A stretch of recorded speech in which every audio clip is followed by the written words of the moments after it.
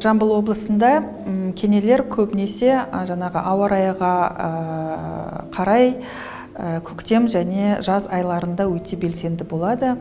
Бұл кезеңде енді ауа райы жылынып, жаңағы шөп өсіп, кенелерге қолайлы жағдай тудырады.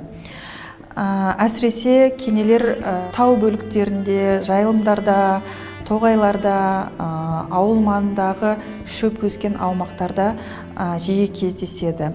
Біздің Жамбыл облысымызда кенемен берілетін аса қауіпті індеттің бір түрі ол жаңағы Конго-Қырым геморрагиялық қызбасы.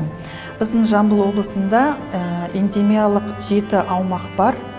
Осы эндемиялық 7 аумақтарда 46 елді мекен кірген.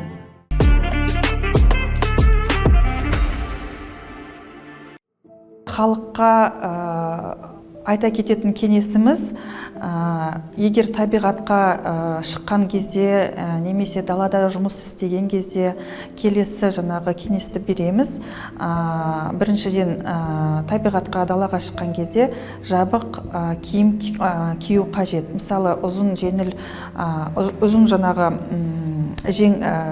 ұзын жеңді киім кию қажет, жаңағы шалбарды шұлықтың ішіне салып жүру қажет.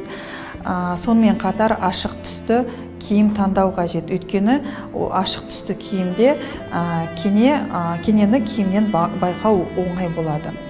Сонымен қатар табиғатқа шыққан кезде, далада жұмыс істеген кезде кенелерді үркіту үшін репелленттерді қолданған жөн. Содан кейін тағы айта кететін кеңесіміз, табиғат болғаннан кейін денеңізді және киіміңізді кенелердің бар жоқтығы үнемі тексеріп отырғаны дұрыс болады.